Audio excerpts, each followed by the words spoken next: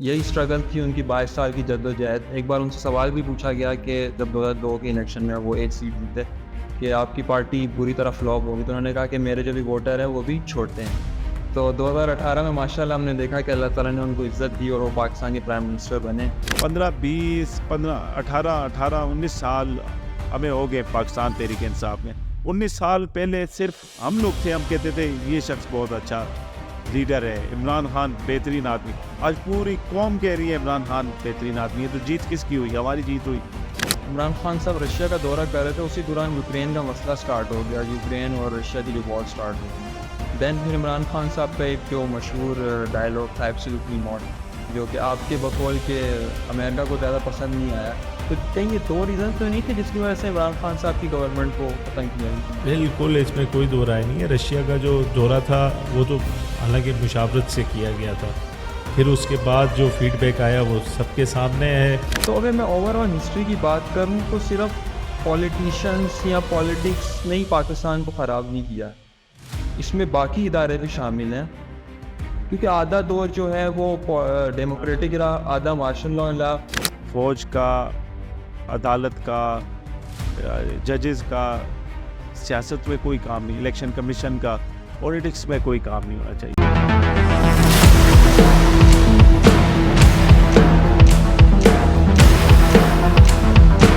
نواز شریف کہتے ہیں کہ مجھے کیوں نکالا. ٹھیک ہے, اب عمران خان کا اگر کیس دیکھا جائے, جب ان کے خلاف نو کانفیڈنس کیا گیا, ووٹ کیا گیا اور پھر ان کو ان کی گورنمنٹ سے علیحدہ کیا گیا, تو یہ تو ایک ڈیموکریٹک پروسیس ہے, ہمارے آئین نے اجازت دی گئی ہے. تو اس میں پھر پی ٹی آئی کو کیا ایشو ہے؟ ایک پروسیجر تھا, وہ فالو کیا گیا. آپ کی جب 2018 میں گورنمنٹ بن رہی تھی تو مجھے یاد ہے اچھے سے کہ جس طرح جہانگیر ترین صاحب, جو کہ اس ٹائم ایک پرومیننٹ آپ کی رول ادا کر رہے تھے آپ کی پارٹی میں, جہاز جاتا تھا اور جتنے بھی آزاد امیدوار تھے وہ بھر کے آ جاتے تھے.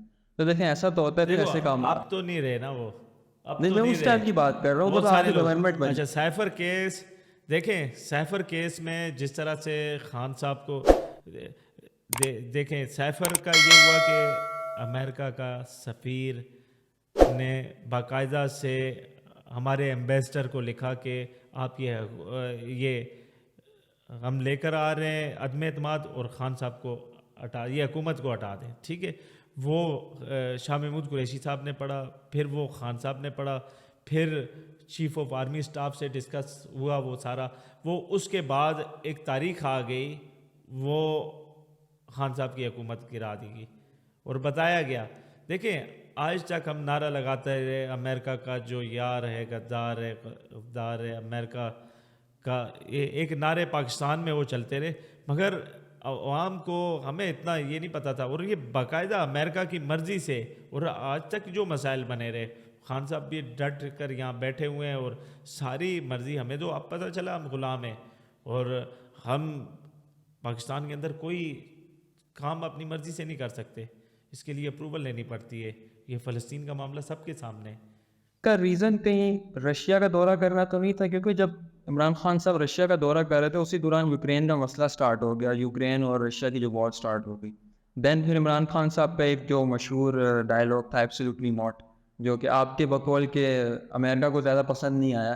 تو کہیں یہ 2 ریزن تو نہیں تھے جس کی وجہ سے عمران خان صاحب کی گورنمنٹ کو ختم کیا گیا؟ بالکل, اس میں کوئی دو رائے نہیں ہے. رشیا کا جو دورہ تھا وہ تو حالانکہ مشاورت سے کیا گیا تھا, پھر اس کے بعد جو فیڈ بیک آیا وہ سب کے سامنے ہے.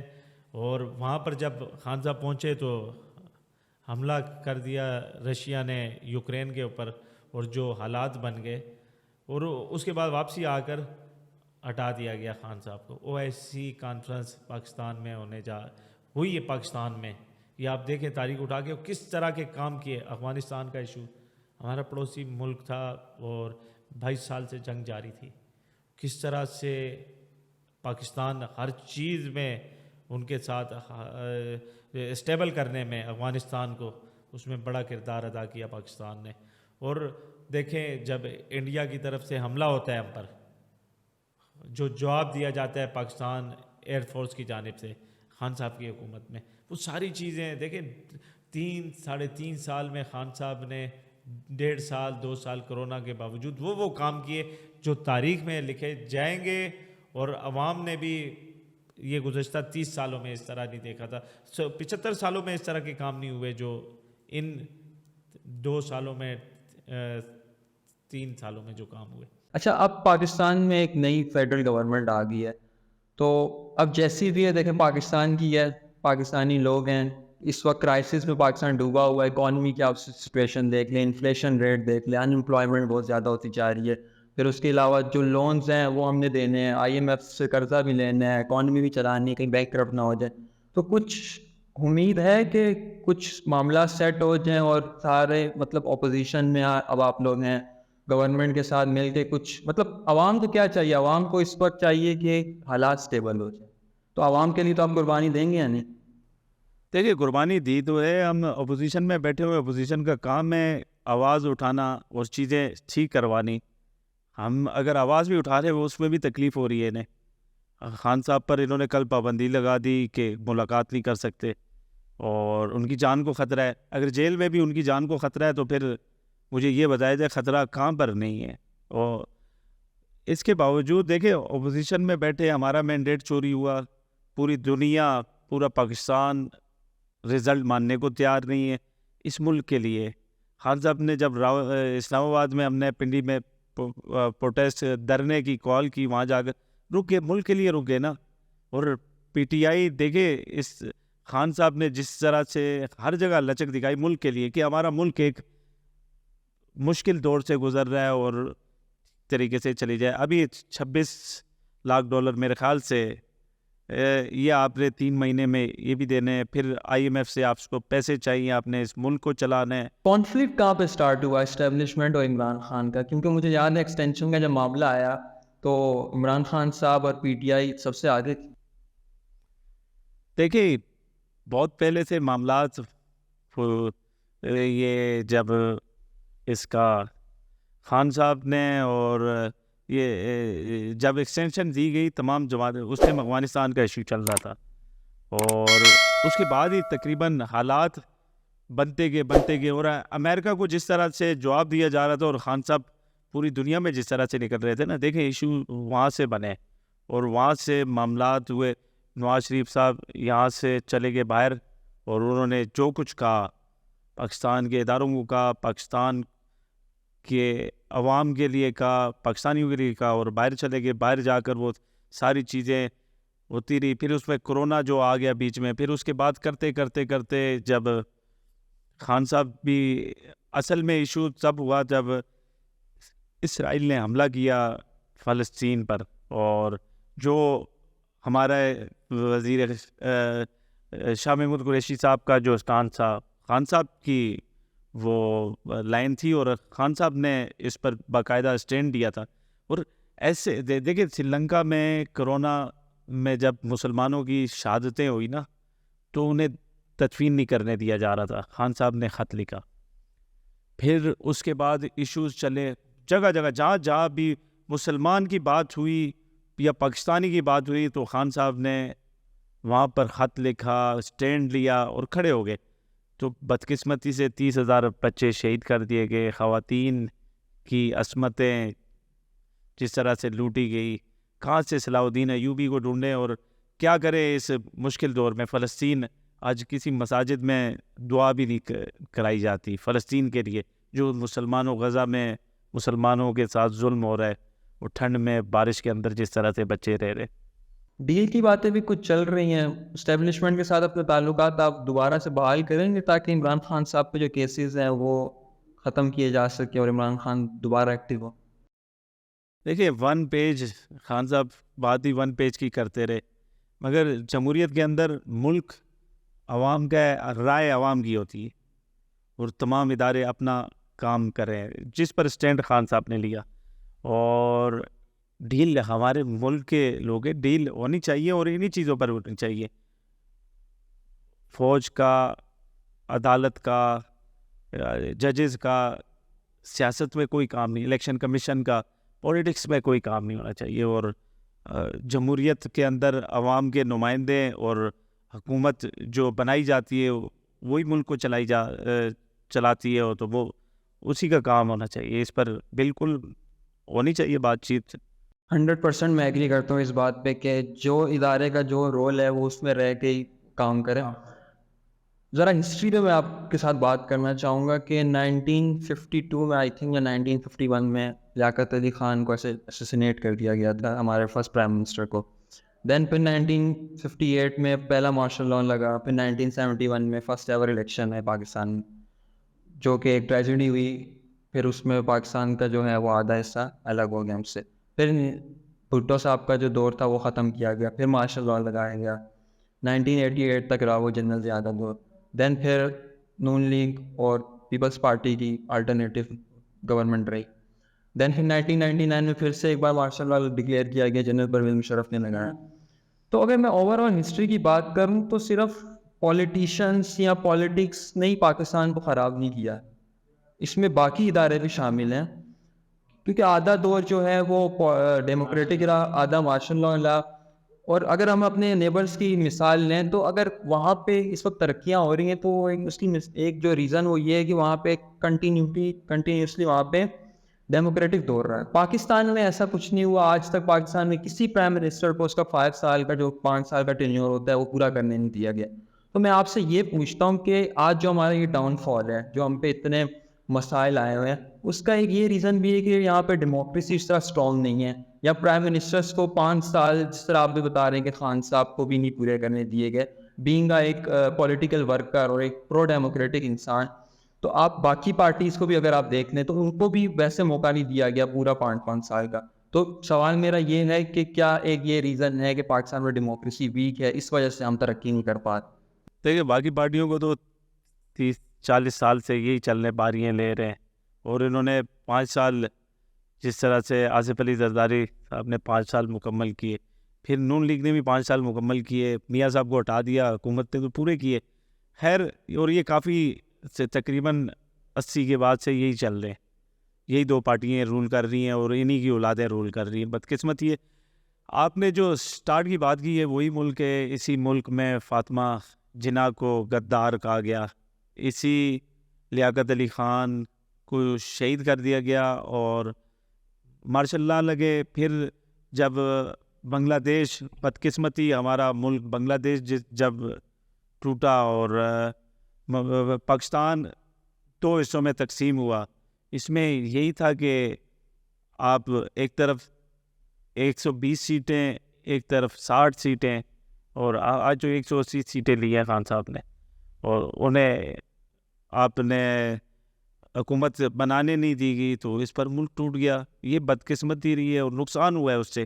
دیکھیں, اگر جمہوریت ہو تو وہ مکمل جمہوریت ہو, اگر بادشاہت ہو تو وہ مکمل بادشاہت ہو. جو نظام چل رہا ہو, ہم تو نہ تیتر میں نہ بٹیر میں, تو مکس اپ وہ پورا نظام لے کر چلتے رہے. اور آج صلہ دیکھ لیں پاکستان کتنے قرضوں کے اندر ڈوبا ہوا ہے, ہمیں مستقبل کا اندازہ نہیں ہے, ملک کی معیشت کہاں بیٹھی ہوئی ہے. غریب آدمی رمضان میں روزہ کیسے افطار کرے گا, اور جو مہنگائی ہوئی ہے, جو پھلوں کے ریٹ ہے, سبزیاں ہیں, جو دال چینی, جو اشیاء خوردنوش ہے وہ آسمانوں سے باتیں کر رہی ہے. تو ایک غریب آدمی بڑی مشکل سے زندگی گزار رہا ہے. اچھا, خان صاحب سے آپ کی کتنی بار ملاقات ہوئی؟ میں خان صاحب کے ساتھ کافی بار میری ملاقات ہوئی ہے. ہم تو میں وزیر اعظم بنے تو 3 وزیر اعظم بننے کے بعد تقریباً 4 بار ملاقات ہوئی میری خان صاحب کے ساتھ. اور میں جب NA 249 کا الیکشن لڑ رہا تھا کراچی ہے, خان صاحب میری وہاں بھی ہوئی. پھر PM ہاؤس میں باقی پروگرام وغیرہ کراچی میں جب دورہ کیا ہماری ملاقات ہوئی خان صاحب کے ساتھ. اور خان صاحب کے ساتھ تو کافی پہلے سے ملاقاتیں رہی ہیں, اور خان صاحب جیسا شخص دوبارہ نہیں آنا, یہ صدیوں بعد ہے. اللہ تعالیٰ ایسے شخص, ایسے اشخاص بھیجتا ہے جو ملک عوام کے لیے سوچتے ہیں. یہی میں پوچھنا چاہ رہا تھا کہ عمران خان صاحب جو ہیں وہ ایک روایتی سیاستدان نہیں ہیں. 1996 میں انہوں نے پاکستان تحریک انصاف کو رجسٹر کروایا. دین پھر 2002 میں صرف وہ 1 سیٹ جیت سکے, لیکن پھر 2013 کے الیکشنز میں وہ 2nd موسٹ لارجسٹ پارٹی بن کے سامنے ہیں. اور یہی اسٹرگل تھی ان کی 22 سال کی جدوجہد. ایک بار ان سے سوال بھی پوچھا گیا کہ جب 2002 کے الیکشن میں وہ 1 سیٹ جیتے کہ آپ کی پارٹی بری طرح فلاپ ہوگی, تو انہوں نے کہا کہ میرے جو بھی ووٹر ہیں وہ بھی چھوٹے ہیں. تو 2018 میں ماشاءاللہ ہم نے دیکھا کہ اللہ تعالیٰ نے ان کو عزت دی اور وہ پاکستان کے پرائم منسٹر بنے, اور ڈے بائی ڈے ان کی پاپولیرٹی انکریز ہوتی جا رہی. تو ان کی لیڈرشپ سکلز پہ تھوڑی بات کرتے ہیں. آپ نے خود بھی کہا کہ میں کافی مل چکا ہوں ان سے. ذرا عمران خان صاحب کی لیڈرشپ سکلز, ان کے مطلب ریلیشنز کیسے اپنے ورکرز کے ساتھ؟ دیکھیں خان صاحب کا جو ریلیشن ہے, میں یہ 249 کا الیکشن ہوا, میں الیکشن لڑنے گیا تو خان صاحب, میں نے ٹکٹ اپلائی کیا, خان صاحب نے کہا امجد کو ٹکٹ دو. پھر الیکشن ہم لڑے تو خان صاحب نے پوری قیادت کو بھیجا کراچی میں, کمپین کرو, یہ مجھے چاہیے. ورکر سے خان صاحب, اچھا ورکر سے غصہ ہو جانا, اس سے رپلائی نہ کرنا, یہ خان صاحب لیڈرشپ کے ساتھ تو غصہ کرتے تھے اور ان کی سنتے بھی نہیں تھے, مگر ورکرز کے ساتھ بڑے خان صاحب کا پیار محبت کا بڑا زبردست رشتہ تھا. اور ایک شخص دیکھیں نا, ایک شخص اپنی ذات کے لیے نہیں کر رہا ہے, وہ اپنی اولاد کو چھوڑ آیا, اپنی بیوی کو. آپ دیکھیں جمائمہ پر جو پاکستان کے اندر کیسز بڑھے, اس کی ڈیٹیل پڑھ لینا کہ انہوں نے کس کس طرح سے کیس کون کون سے کیس کی اپنا منہ کالا کیا ہے. تو اس کے باوجود انہوں نے اس ملک کے لیے شوکت خانم بنایا, جو وقت کی حکومت نہیں بنا سکی, گورنمنٹ نہیں بنا سکی تھی, شوکت خانم خان صاحب نے بنایا. اچھا ہمیں کہا جاتا ہے خان صاحب کو چھوڑ دو, بھائی شوکت خانم بنا دو, نمل یونیورسٹی بنا دو, عوام کو صحت کارڈ دے دو, لنگر خانے بنا دو, آپ القادر ٹرسٹ بنا دو, غریب امیر کے لیے ایک نظام کی بات کرو, ایجوکیشن سسٹم بہتر کر دو, ہم کسی اور کی بات کریں گے, ورلڈ کپ جتا دو. تو یہ سارے کام اس شخص نے کیے ہیں جو اس ملک کے لیے نہ اس کی کوئی قیمت ہے, نہ کوئی اسے خرید سکتا ہے, نہ ہی اسے کوئی دبا سکتا ہے. 7-8 مہینے ہونے والے فضول سے کیسز کے اندر انہیں جیل میں بند کیا گیا ہے, اور وہ آج بھی کھڑے ہیں, عوام کے لیے کھڑے ہیں, عوام کے ساتھ کھڑے ہیں, اور اس ملک کے مستقبل کے لیے کھڑے ہیں. اور انشاءاللہ وقت آئے گا. دیکھیں ہماری تو یہ الیکشن ہوا, لوگوں نے کہا کہ یار آپ جیتے ہوئے الیکشن, انہوں نے فارم 47 پر آپ کو ہروا دیا.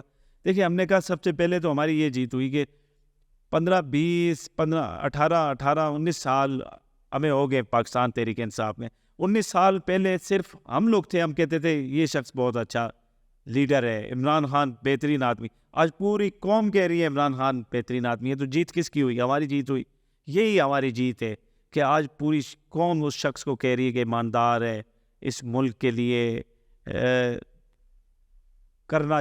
کوشش کر رہے ہیں کہ یہ ملک ترقی کی طرف جائے, اور اس ملک کے عام آدمی, غریب آدمی کے مستقبل کی بات کر رہے ہیں. میری کوشش ہوتی ہے کہ ہر پوڈ کاسٹ میں, کیونکہ جس طرح آپ کو بھی پتہ ہے کہ غزہ اور اسرائیل کا معاملہ چل رہا ہے, اور 7 اکتوبر سے لے کے اب تک جو ہے 30,000+ فلسطینیوں کو شہید کیا گیا. تو being a politician, being a Pakistani, being a Muslim, آپ کیسے ہم لوگ اپنا رول ادا کر سکتے ہیں؟ پاکستان کیسے اس معاملے میں آواز اٹھا سکتا ہے تاکہ جو ہمارے فلسطینی بھائی ہیں, جو بہنیں ہیں وہاں پر, ان کی جو ہے ہم لوگ مدد کر سکیں؟ دیکھیے بدقسمتی ہے سردیوں کے اندر جو ان کا حال رہا, اور پوری دنیا ظلم کر رہی ہے مسلمانوں کے ساتھ اس طرح سے کہ ظالم اس وقت وہ مسلمانوں کے ٹکڑے ٹکڑے کر رہا ہے. اور مسلمان دیکھیں انسانیت کا قتل ہو رہا ہے, بچوں کے ساتھ جس طرح سے ظلم کیا جا رہا ہے, ان کی جو یہ پروڈکٹ ہے, کم سے کم ہم اس کا بائیکاٹ کریں اور اس پر آواز اٹھائیں. ہم دعا کریں اپنے لوگوں کے لیے, ہم ان کے لیے ریلیاں نکالیں, ہم بتائیں, ان کے لیے آواز اٹھائیں. حالانکہ جہاد فرض ہو چکی ہے. ہمیں مسلمان کو اس وقت غزہ میں ہونا چاہیے تھا. جس طرح کا ظلم و ستم خواتین, ایک محمود غزنوی, یہ دیکھیں تاریخ اٹھا کے دیکھیں, صلاح الدین ایوبی, ایک خاتون کے سر کی چادر کھینچی گئی تھی, وہ اسے دکھائی گئی تھی, تو اس نے یروشلم پر حملہ کر دیا تھا. اور یہ مسلمان کی تاریخ رہی ہے. مگر بدقسمتی کے ساتھ جو عربوں کا حال ہے, باقاعدہ اس پر حدیثیں ویل للعرب, اور جو انہوں نے جو ہونے والا ہے اس کا, ہم نے جو بچوں کے ساتھ ہو رہا ہے, جو خواتین کے ساتھ ہو رہا ہے, گھر نہ ان پر چھت ہے, نہ کھانے کے لیے, بھوک کے ساتھ کتنے بچے شہید ہو گئے. تو اس کا حساب کتاب اس پوری دنیا کے مسلمانوں کو دینا پڑے گا. میں تو سب سے یہی کہہ رہا ہوں کہ اللہ تعالیٰ اس کا حساب لے گا, ہم سب اس میں گناہگار ہوں گے.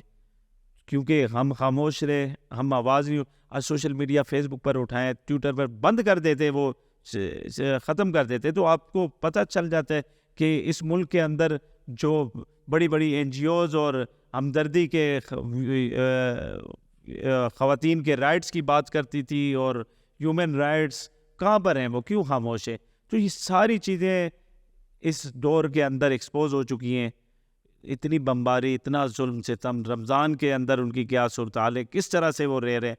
تو دعا بھی کرنی چاہیے, کوشش بھی کر رہے ہیں, اللہ تعالیٰ ان کی مدد کرے, اللہ تعالیٰ جو شہید ہو گئے ہیں اللہ تعالیٰ ان کے درجات بلند کرے, اور بچے خواتین کا سب سے بڑا ایشو ہے, اللہ ان کی حفاظت کرے. آمین.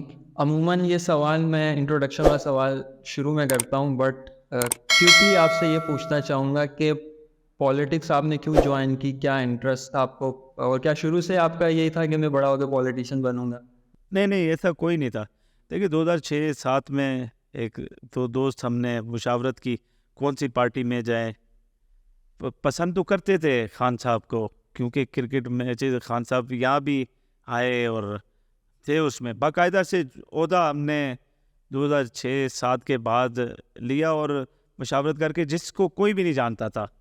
پھر ایف آئی آر ہو گئی میرے پہ 2010 میں. پھر کرتے کرتے اس جو حالات بنے اس پورے کراچی کے, اور جو اب تک تقریباً ایف آئی آر بھی بھگتی, بھائیوں کا بھی جو مسائل ہے کہ اس پر کھڑے ہیں. خدمت دیکھیے سب سے بڑا کام ہے خدمت کا. ہم نے کوشش کی کہ ہم خدمت کریں عوام کی اس میں, کیونکہ جب جو پولیٹکس کرتا ہے اور ہارنا جیتنا وہ الگ بات ہے, مگر اس کی ذاتی لائف کچھ نہیں رہتی. آپ 2 بجے بھی گھر پر سوئے ہوں گے, فون کرے, تھانے پہنچنا ہے, ہاسپٹل پہنچنا ہے, مدد کرنی ہے. تو یہ سارا اس میں یہ کہ ہم ایک دوسرے کی ہیلپ کریں. ہم کسی کی ٹینشن دیکھیں, ہمیں کوئی کہتے کہ ہمارا یہ کام ہے, آدھی ٹینشن تو اس کی اسی طرح ریلیز ہو جاتی ہے. ہم کہتے کہ ہم یہ کوشش کرتے ہیں, ہم کام کر دیں گے. تو بھلائی ہے اس میں, نیکی ہے, کوشش ہے, باقی سارے کام اللہ تعالیٰ کرتا ہے. Amjad Afridi, thank you so much.